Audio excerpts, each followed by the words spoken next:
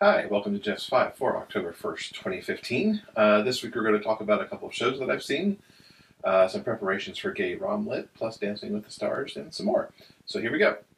So we've got to go backwards in time a little bit. Since last week's episode was all about Cycle for the Cause and the ride itself, we need to talk about a couple things that I did while I was in the East Coast region.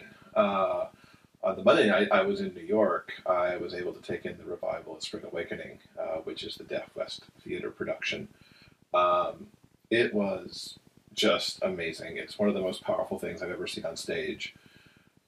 You can read a full review up in the eye icon that I did for the blog, but I can't recommend this show enough. If you're a fan of the show, I think that this production elevates it to a level that supersedes the already really good original production that was on Broadway that had closed in, I believe it was 2009. This new one, with the inclusion of the sign language and some of the background on deaf students in Germany that is written about in the program but not explicitly discussed in the show itself, really adds a different layer to the show. Everything seems more urgent, more critical. The vocalizations are great. The way they use the sign language and the deaf characters is outstanding, and I really can't recommend it enough. It plays through, at this point, middle January on Broadway, when it actually has to vacate the theater for Waitress, which is coming into the same theater right behind it later in the spring. So if you could see it, get there for it. Otherwise, we can all cross our fingers that maybe it tours or something else will happen with this excellent production. Speaking of Waitress, while I was on the East Coast and in Boston for a night, I did take in Waitress at American Repertory Theater. Also, just an outstanding show. Sarah Bareilles and Diane Paulus, along with the book writer, whose name escapes me right now, have done a great job crafting the show from the film. Again, full review up in the eye icon. It's going to be great to see this get to Broadway in the spring and take root there and see what kind of acclaim it can get in the city. Jesse Mueller as the lead was outstanding. Sarah's written some outstanding, and I just keep using that word, but it's true, they're just outstanding parts of the score, several of which at some point just made me kind of break down and cry because they were so beautiful and poignant for the character of Jenna. See this when it gets to Broadway. Keep an eye out for some stuff from Sarah, too. She just recently put out a single earlier this week from the forthcoming album that she's doing of songs from Waitress. I'll have that link in the show notes so you can pick it up on iTunes if you want. Plus, the full album from Sarah comes out in November, and I would imagine a full cast recording will be forthcoming once they get on Broadway in April. We're just 2 weeks away from the opening of GayRomLit down in San Diego. It officially opens October 15th, although there will be a writer's workshop on October 14th, and it runs through October 18th. Really excited this year to be a featured author. I was a supporting author last year and had a few events going on. This year, being a featured author, I have a few more things going on. On Thursday, there's a Dine with an Author where I'll get to sit with 6 or 8 fans or people who are discovering me as well as another author at a table for dinner. So I'm really looking forward to that. Doing that as a reader a couple years ago in Atlanta. Had a great time, met Laura Harmer, and really enjoyed the conversation I got to have with her. Also on Thursday afternoon, I'll be in the Author's Lounge just kind of hanging out for anybody who wants to come by and say hello.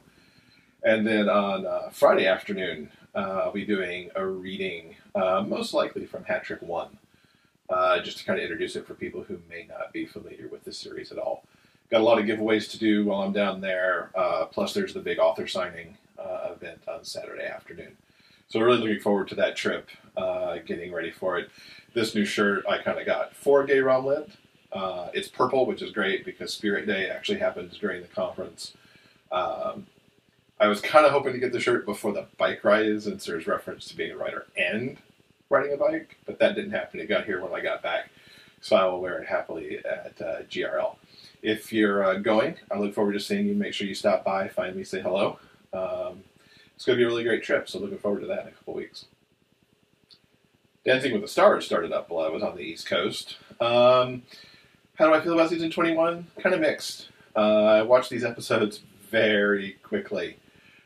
Get through a 2-hour episode in about 20 to 30 minutes, depending on how much I listen to either interviews or judges' comments. There's several celebrities, though, that I'm really enjoying. Bindi Irwin, she's a ball of such wonderful energy and good dancing that I just have to watch her. Alex Garlatos, I think is how you pronounce his name. He is one of the National Guard who stopped the train attack in Paris back in August. He's on the show. He's doing great. He was the subject of Dance Dance Wednesday yesterday, so you can check that out in the icon if you want to see one of his dances from the show. It's really great to kind of see an everyman because, you know, it's the celebrities and it's the athletes. He is almost like you plug somebody off the couch and throw him on the show. He's doing a great job. I think he'll go pretty far. And let's face it, he's kind of cute too. Also enjoying the married couple, Carlos and Alexa Penavega. Their little competition amongst each other is really cute to watch. Backstreet Boy Nick Carter's good. Hayes Greer, I haven't really said how I feel about him yet. He's kind of like your gangly younger brother in some ways, but he's kind of fun to watch as he tries to get these things down and tries to dance them as well as he can. Andy Grammer, who's a singer, enjoy him with Allison Holker.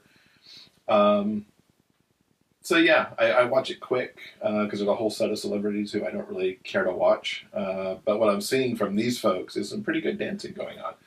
So it'll be interesting to see how kind of their journey progresses over the next 6 or 7 weeks.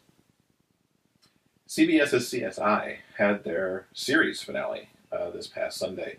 And while I haven't watched CSI in a number of years, since somewhere back around the time William Peterson left, coming back with the finale was really great.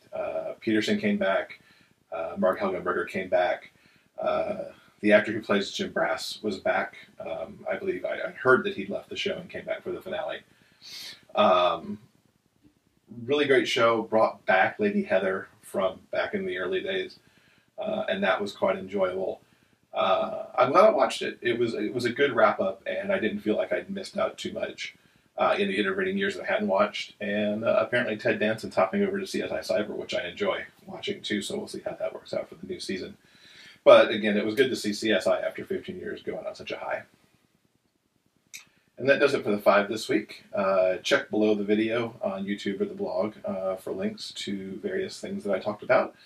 And we'll be back next week with another episode. Feel free to subscribe to the channel or leave comments with the video or like the video. And we'll see you back here next week.